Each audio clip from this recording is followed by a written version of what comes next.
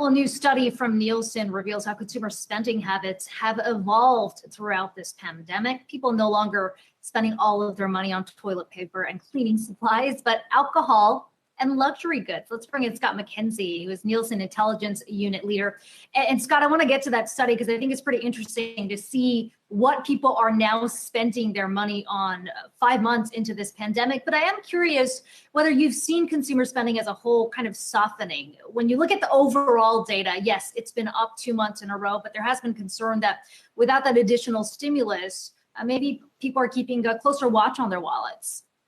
Yeah, it's an interesting one. You know, as we look at the US, for example, we're up about $62 billion, give or take, in consumer packaged goods spend sort of through July.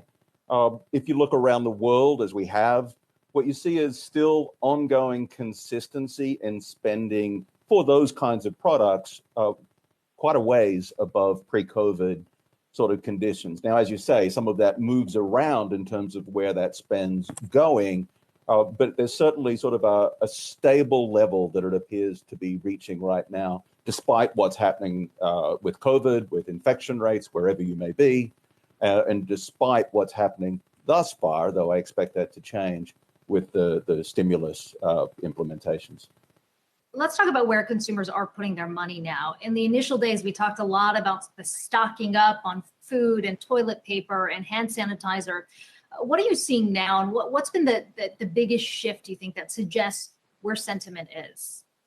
Yeah, we've gone really towards this sort of almost total reset in consumer behavior at a pace we've never seen before for obvious reasons, but in places we've not seen before.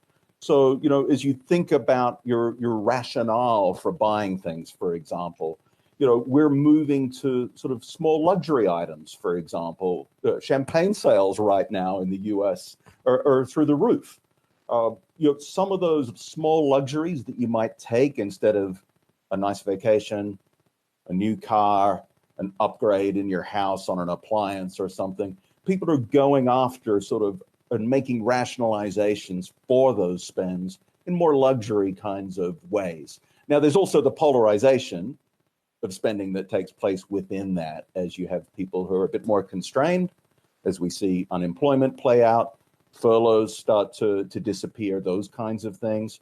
We expect there'll be even more of that polarization in play. One of the things we've seen play out, especially across these company earnings, is the DIY trend. How so many people are doing home improvement. They are getting on Etsy because they've got additional time at home. What are you seeing on that front? It's incredible, right? We've all suddenly turned into these homebodies and we're making things. I mean, it's everything from, you know, sort of hair products, so as you can do your own hair coloring. It's pet grooming, it's soil, it's hobby materials. We've suddenly moved to this sort of DIY society, in a way that we've never seen before. So, you know, that's obviously having an impact outside of the CPG sector, for example, where you're seeing an absence of sales at restaurants and bars and pubs and things, as people also cook at home. You know, the crazy lifts in yeast for bread making, it continues. Scott, what does that tell you about the expectation of this pandemic? I mean, you're talking about a lot of families who are maybe had money saved up for a vacation. They're no longer using that. They're using it to purchase luxury goods because that vacation won't happen. DIY seems to suggest that there's a lot of people who are sort of in it for the long haul, knowing they're going to be working from home for a while. How do we tap into where the psyche is right now, 5-6 months into this virus, and how much longer consumers expect it to last? Yeah, we've asked that question of consumers really all around the world and what their expectations are for, you know, sort of an ongoing long-term recession and what some of those behaviors might be inside of that. And all indications are, every time Nielsen's gone out and surveyed people, no matter where they are on the planet, by the way, we're all behaving in very common ways, which is quite unusual country to country.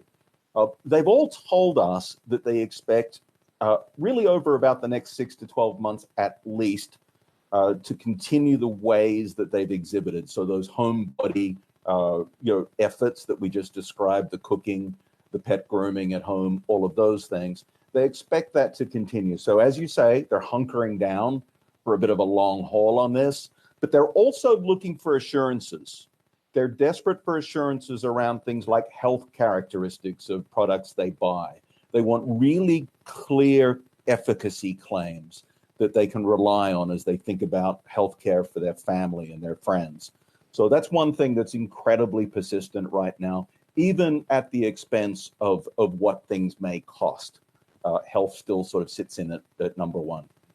And speaking of costs adding up, it does seem like the initial, if you want to call it exuberance, this flexibility of work from home, where a lot of workers thought, great, I get to stay home and work, that's kind of sort of dying down. There seems to be a bit of backlash potentially building against companies where employees are saying, look, if this is going to be for 6 more months, another year, you've got to compensate for the cost of working from home. Did you find anything on that front in your study?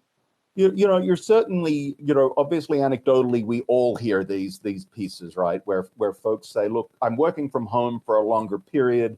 My employer used to provide free food or whatever it may be. So, they're thinking about sending them a bill, I guess. But, realistically, what they're also doing is they're coming to terms with this behavioral reset that I described. That's what we are seeing. And really what they're doing is they're resetting against the basket, so the things they buy, so they're reprioritizing their lives. And I think what you described is part of that reprioritization of our life. Then you've got sort of this affordability reset that comes inside of it. So they're making decisions around trade-offs and what costs and what doesn't, and where they might be able to find ways of recovering spend that they might otherwise not have. So yeah, think about it as a recalibration at an individual level, I think, but also on a global level. This repeat recalibration is on the rise, frankly. It's not getting slower, it's getting faster. Yeah, fascinating insight there. Scott McKenzie from Nielsen Intelligence. I appreciate your time today.